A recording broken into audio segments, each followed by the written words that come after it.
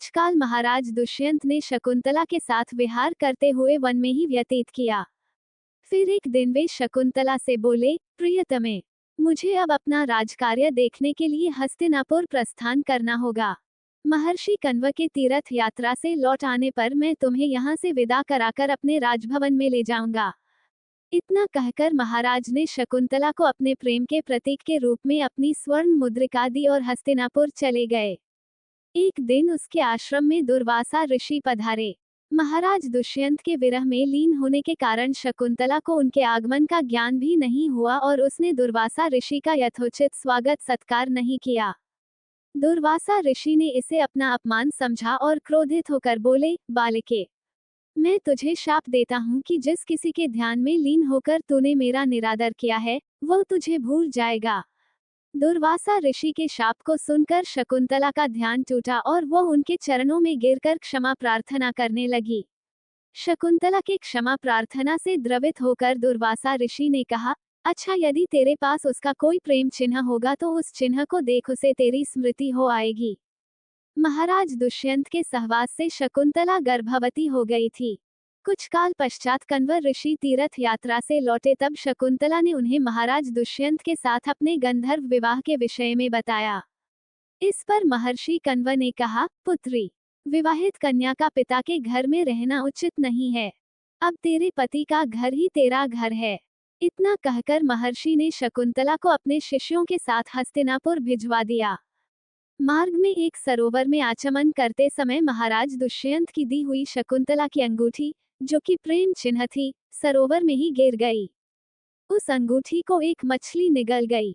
महाराज दुष्यंत के पास पहुंचकर कण्व ऋषि के शिष्यों ने शकुंतला को उनके सामने खड़ी करके कहा, महाराज, शकुंतला आपकी पत्नी है, आप इसे स्वीकार करें।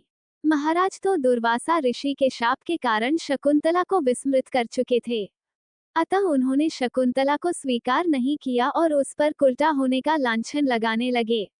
शकुंतला का अपमान होते ही आकाश में जोरों की बिजली कड़क उठी और सबके सामने उसकी माता मेनका उसे उठा ले गई। दुष्यंत का पश्चाताप। जिस मछली ने शकुंतला की अंगूठी को निगल लिया था, एक दिन वह एक मछुआरे के जाल में आ फंसी। जब मछुआरे ने उसे काटा तो उसके पेट से अंगूठी निकली।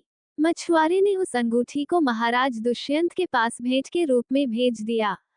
अंगूठी को देखते ही महाराज को शकुंतला का स्मरण हो आया और वह अपने कृत्य पर पश्चाताप करने लगे। महाराज ने शकुंतला को बहुत ढूंढवाया किंतु उसका पता नहीं चला। कुछ दिनों के बाद देवराज इंद्र के निमंत्रण पाकर देवासुर संग्राम में उनकी सहायता करने के लिए महाराज दुष्यंत इंद्र की नगरी अमरावती गए।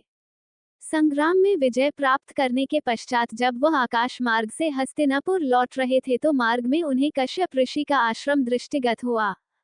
उनके दर्शनों के लिए वह वहां रुक गए। आश्रम में एक सुंदर बालक एक भयंकर सिंह के साथ खेल रहा था। मेनका ने शकुंतला को कश्यप ऋषि के पास लाकर छोड़ा था तथा वह बालक शकुंतला का ही पुत्र था। उस बालक को देखकर महाराज के हृदय में प्रेम की भावना उमड़ पड़ी। वो उसे गोद में उठाने के लिए आगे बढ़े तो शकुंतला की सखी चिल्ला उठी, हे भद्र पुरुष, आप इस बालक को न छुए अन्यथा उसकी भुजा में बंधा काला डोरा सांप बनकर आपको डस लेगा। ये सुनकर भी दुष्यंत स्वयं को न रोक सके और बालक को अपने गोद में उठा लिया। अब सखी ने आश्चर्य से देखा कि बालक के भुजा में बंधा काला गंडा पृथ्वी पर गिर गया है।